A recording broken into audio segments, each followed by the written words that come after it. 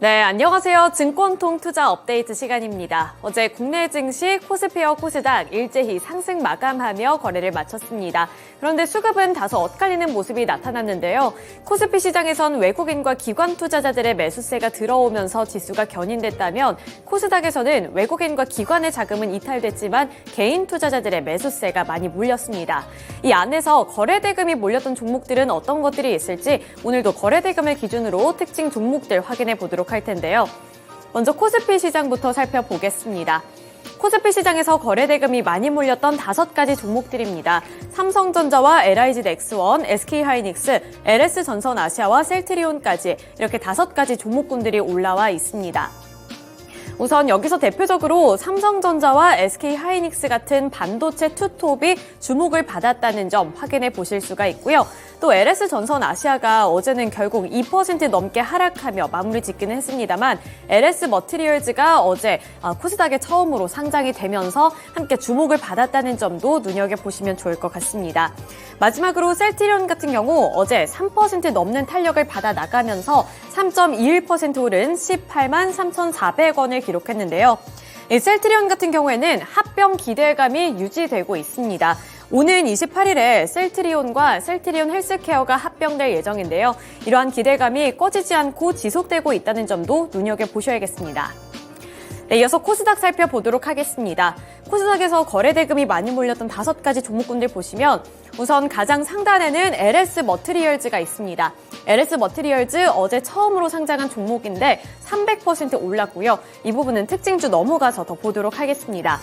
아래로 보시면 고영과 제주반도체, 에코프로비엠, SFA 반도체까지 나머지 종목군들도 확인해 볼 수가 있는데 어제 코스닥에서도 마찬가지로 반도체 종목군들 대거로 거래대금이 쏠렸다는 점 확인해 보실 수가 있습니다.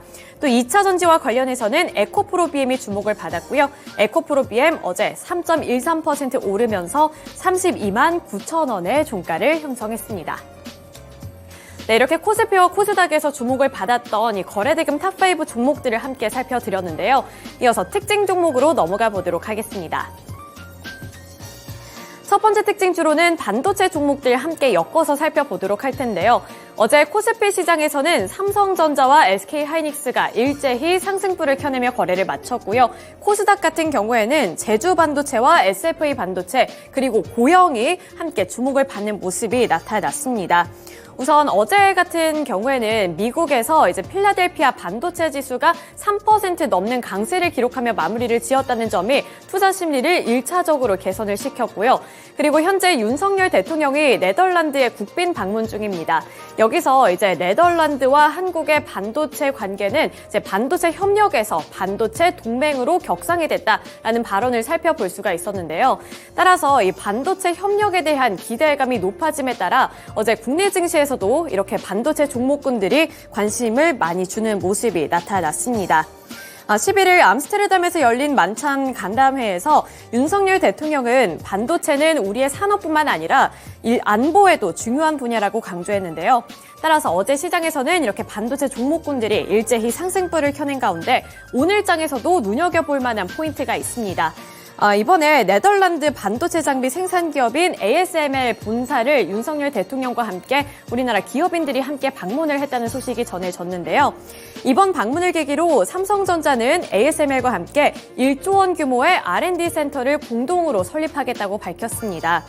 이번 방문을 통해서 이렇게 R&D 센터를 공동 설립하기로 한 것이 왜 이렇게 의미가 있냐 하고 살펴봤더니 ASML이 반도체 제조기업과 함께 해외에 연구개발센터를 설립하는 것은 이번 한국이 처음이기 때문입니다. 따라서 기대감은 더욱더 높아질 것으로 분석이 되고 있고요. 따라서 오늘 시장에서 이 반도체 종목군들 어떠한 흐름을 이어가게 될지도 눈여겨보셔야겠습니다. 네, 이어서 두 번째 특징주 확인해 보겠습니다. 두 번째 특징주로는 앞서서 살펴드렸던 LS머티리얼즈인데요. LS머티리얼즈가 300% 오르면서 결국에는 24,000원의 종가를 기록했습니다. 따따블에 성공했다라는 평가를 받으면서 호평도 많이 나오고 있는 상황인데요. 공모가는 6,000원이었고요. 공모가 대비 300% 오르는 모습이 나타났습니다. 이 LS 머티리얼즈는 고효율 친환경 에너지 저장 장치인 울트라 커패시터를 제작하는 회사로서 관심도가 높아지고 있는 상황이고요. 어제도 이렇게 코스닥 상장 첫날이었는데 곧바로 300% 급등해주면서 견조한 성적을 거뒀습니다. 네, 이렇게 코스피와 코스닥에서 거래 대금이 많이 몰렸던 5가지 종목군들 각각 살펴드렸습니다. 이어서 시간의 거래에서는 어떠한 종목들이 주목을 받았을지 시간의 거래 상승률 탑5 종목들 그리고 하락률 탑5 종목들 확인해 보겠습니다. 상승률 탑5 종목들로는 코엘 패션과 대신정보통신, 아주 아이비투자, 위메이드 플레이 그리고 그레디언트가 올라와 있습니다. 우선 코엘 패션 같은 경우 정규장에서는 4거래일 연속으로 하락 중인 종목인데 화요일 정규장에서는 무려 14% 넘게 급락했던 종목입니다. 그런데 이렇게 시간의 거래에서는 7% 넘게 올랐다는 점 눈여겨보셔야겠고요. 또 대신정보통신 같은 경우에도 시간의 거래에서 6.8% 오른 1,335원의 종가를 기록을 했는데요. 이 대신정보통신 같은 경우 이낙연의 신당 창당 기대감 속에 상승세가 지속됐다는 풀이입니다. 이러한 부분들도 참고해 보셔야겠고요. 나머지 종목군들은 특징주에 넘어가서 조금 더 자세하게 보도록 하겠습니다. 네, 이어서 시간의 거래에서 하락했던 종목군들도 함께 살펴보시죠. 하락률 탑5 종목들은 제넨바이오, 현대바이오, 넥스트아이, 네오셈과 그리고 유유제약이 있습니다. 이 안에서 제넨바이오가 우선은 10% 하락하면서 하한가를 기록했고요. 나머지 현대바이오 같은 경우에도 9.96% 하락하면서 거래를 마쳤습니다. 이 현대바이오도 개별적인 이슈가 있었기 때문에 특징주에 넘어가서 더 자세한 이유를 파악해 보도록 하겠고요. 나머지 넥스트아이, 네오셈, 유유제약까지도 일제히 하락하며 마감하는 흐름이 나타났습니다. 네, 시간의 거래에서의 특징 종목도 확인해 보도록 하겠습니다. 우선은 상승했던 종목들 내에서 특징 종목을 알아보도록 할 텐데요. 첫 번째 특징주로는 이 야놀자 IPO 기대감에 올랐던 관련 종목들을 살펴보도록 하겠습니다. 두 가지가 대표적으로 있는데요. 그레디언트 그리고 아주 아이비투자가 있습니다. 전 야놀자가 내년 글로벌 IPO를 목표로 준비에 속도를 내고 있다라는 평가를 받고 있는데요. 최근 미국 뉴욕 증권거래소 출신인 CFO를 선임한 데 이어서 미국 뉴욕 증권거래소가 이를 축하하는 게시물을 게시를 하면서 이러한 소식이 기대감을 끌어올리고 있습니다. 전일 한 매체의 단독 보도에 따르면 CFO로 선임이 된 알렉산더 이브라임에 대한 축하 메시지로 이 뉴욕 증권거래소의 전광판이 가득 채워졌다고 하는데요. 이 매체는 이를 두고 야놀자의 미국 상장이 머지 않았다라는 신호로 해석을 했습니다. 미국과 한국의 IB 업계에서는 야놀자가 내년 예비심사 청구를 시작으로 본격적인 IPO 절차에 돌입할 것으로 분석하고 있는데요. 업계에 따르면 야놀자는 내년 2분기 나스닥 상장을 목표로 하고 있고요. 늦어지더라도 같은 해 3분기에는 IPO를 하는 것을 목표로 두고 있습니다. 지난 4월 22일에도 언론 보도가 있었는데 야놀자 상장 주관사인 골드만삭스와 모건 스탠리가 하반기 IPO를 목표로 두고 있다라는 언론 보도를 사용해 볼 수가 있었는데요. 다만 여러 가지 경제 상황을 고려했을 때 이 IPO 시점이 내년쯤으로 이렇게 미뤄진 것으로 파악이 되고 있고요. 이 야놀자의 IPO 기대감이 높아지면서 이 관련 종목군들인 아주 아이비투자와 그레디언트가 함께 주목을 받았습니다. 여기서 아주 아이비투자 같은 경우에는 이제 지난 2020년 야놀자에 200억 원 규모 투자를 진행한 바가 있기 때문에 관련 종목으로 엮여지고 있고요. 그레디언트 같은 경우에는 이 야놀자와 예하기업 지분 관계로 이어졌는데 지난해 물적 분할을 통해 야놀자를 대상으로 인터파크 지분을 70%를 매각하고 이제 현재 잔여 지분 30%가량을 보유하고 있기 때문에 관련 종목으로 엮이고 있습니다. 네, 다음 특징 종목 확인해 보겠습니다. 위메이드 플레이를 보도록 할 텐데요. 국내 가상자산 거래소인 빗썸이 위메이드를 이렇게 상장 폐지한 지 1년이 지났습니다. 그런데 1년 만에 다시 재상장하겠다는 소식을 밝혔는데요. 이로써 업계 1위인 업비트를 제외하고서는 모든 원화 거래소가 위믹스를 본격화시킨 셈입니다. 빗썸은 위믹스가 원화 마켓에 추가될 예정이라며 위믹스의 거래 지원 종료 사유가 해소됐다고 판단해 재거래 지원을 결정했다고 밝혔는데요. 이 빗썸의 위믹스 입금 시작은 이날 오후 5시가 될 예정입니다. 이러한 부분들도 참고해 보시면 좋겠습니다. 네, 마지막으로 이제 하락했던 종목군 내에서 특징 종목을 확인해 보도록 할 텐데요. 현대바이오 살펴보도록 하겠습니다. 현대바이오의 주가 확인해 보시면 9.96% 하락하면서 하한가를 기록했고요. 결국에는 25,300원의 종가를 기록했습니다. 코로나 치료제인 제프티 긴급 사용 승인 과정에 있어서 난항을 겪고 있는 것으로 알려졌는데요. 현대바이오는 긴급 사용 승인이 늦어지고 있는 것에 대해서 의견을 공지했습니다. 현대바이오의 제프티 긴급 사용 승인 요청에 대해 질병청은 식약처의 긴급 사용 승인 요청을 검토해보겠다고 전달을 했고요. 이와 관련해서 식약처는 긴급 사용 승인 검토가 아닌 품목 허가를 위한 검토를 진행할 수밖에 없다는 입장을 피력한다는 내용이 올라왔습니다. 이 공지가 올라오면서 사용 승인 실패에 대한 불안감이 전반적으로 퍼졌다는 분석이 나오고 있고요. 이에 따라서 자금이 많이 이탈됐다라는 풀이가 나오고 있는 가운데 현대바이오 같은 경우 현재 제프티의 코로나19 긴급 사용 승인 결과를 6개월째 기다리고 있는 중입니다. 이러한 부분들이 일제히 투자 심리를 위축시켰다는 부분 확인해 보시면서 이제 어떠한 흐름이 정규장에서 나타나게 될지 여부도 확인해 보셔야겠습니다. 네, 이렇게 코스피와 코스닥 그리고 시간의 거래에서까지 주목을 받았던 특징 종목들 알아봤는데요. 이어서 미국 시장에서는 어떠한 특징주들이 있을지 함께 알아보도록 하겠습니다.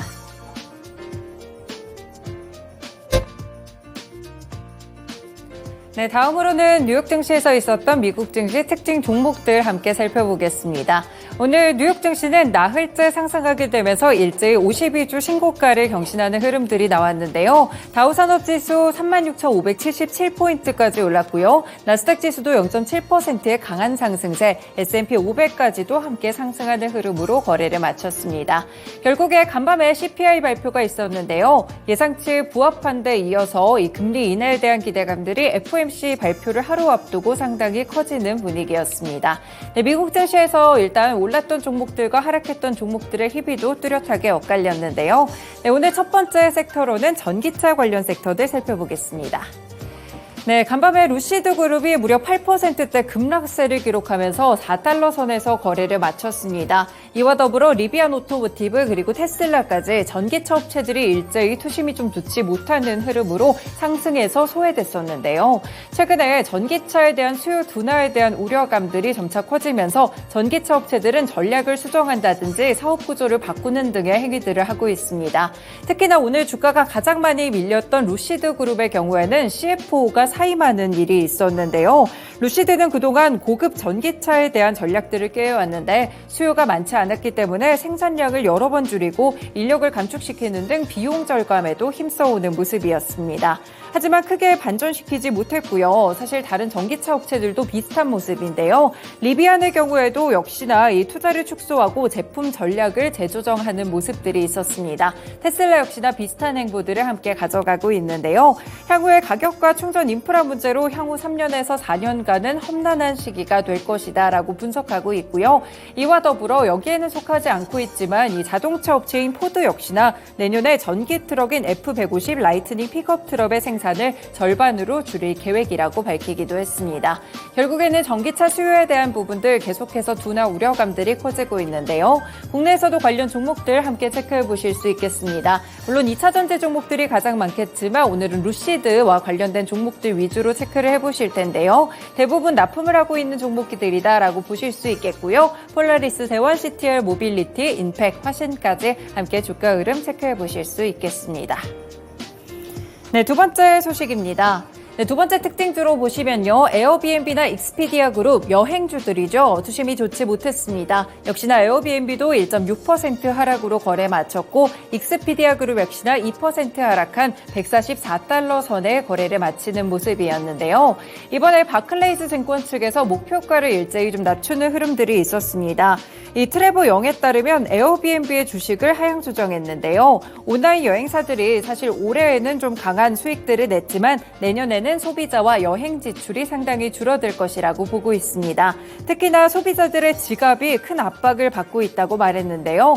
이에 따라서 에어비앤비의 목표 주가를 135달러에서 100달러 선까지 낮췄습니다. 현재 주가가 140달러 선이기 때문에 투자 심리의 압박을 받을 수밖에 없는 분석이었고요. 숙박시설업체 에어비앤비가 시장의 선도업체는 맞지만 현재 최근에 일관성 없는 정책이라든지 초과 수수료 문제로 인해서 여러 가지 좀 잡음이 일고 있다는 점도 함께 지적을 했습니다. 그리고 익스피디아에 대해서는 오히려 목표 주가를 높이기는 했지만 예약과 수익 증가 속도가 상당히 둔화되고 있다라는 평가를 내리게 되면서 주가도 함께 밀리는 흐름들이 나타났는데요. 네, 여행 수요에 대한 부분들 코로나19 이후에는 보복 소비로 인해서 많이 올라오기는 했었지만 결국에는 내년 다시 한번 경기 둔화를 마주할 수밖에 없게 됐습니다. 국내에서도 여행 관련 종목들 함께 체크해 보실 수 있을 것 같은데요. 수요 둔화와 좀 관련들이 있겠죠. 하나투어나 모두투어, 롯데관광개발, 노랑풍선 같은 종목들이 있습니다. 롯데관광개발의 경우에는 카지노 쪽으로 조금 다른 흐름을 기록하고는 있지만 이 여행주 관련 종목들의 투심도 함께 확인해 보시길 바라겠습니다. 네, 마지막 특징주 살펴봅니다. 사실 미국 증시에서는 가장 크게 잡힌 특징주였는데요. 바로 오라클입니다. 오라클이 무려 12%나 급락하면서 100달러 선에서 거래를 마쳤는데요. 발목을 잡았던 것은 실적입니다. 네, 오라클 2024년도 2분기 회계 기준으로 봤을 때 실적이 좋지 못했습니다. 클라우드 사업에서 뒷걸음질 치는 모습이었는데요. 매출액이 129억 4천만 달러, 순이익은 25억 달러, 주당 순이익은 0.89달러를 함께 기록했습니다. 주당 이익은 기대치를 소폭 상회했지만 매출은 기대치에 못 미치는 모습들이 함께 나왔는데요. 월가에서는 매출액이 130억 5천만 달러, 그리고 주당 이익은 1.32달러 정도로 예상했기 때문에 주당 순이익 측면에서 굉장히 큰 폭의 어닝 쇼크가 나왔다는 점 체크를 해보실 수 있겠습니다. 사실 클라우드 라이선스나 온프레미스 라이선스 매출액이 전년 대비 18%나 감소했고요. 하드웨어 매출도 좋지 못했다고 하는데요. 결국에는 클라우드 사업이 발목을 잡았습니다. 국내에서는 오라클이 이렇게 밀렸다고 해서 이 특징주들이 밀리거나 이렇게 관련 있는 종목들이 뚜렷하지는 않지만 클라우드 관련 종목들 함께 체크해 보실 수 있을 것 같은데요. 솔트웨어나 데이터 솔루션, 나무기술, 오픈베이스 같은 클라우드 관련 종목들의 흐름도 함께 실적과 더불어 체크해 보시면 좋을 것 같습니다. 네, 이렇게 오늘 미국 증시 특징 종목들까지 함께 알려드렸습니다. 투자 업데이터 시간이었습니다.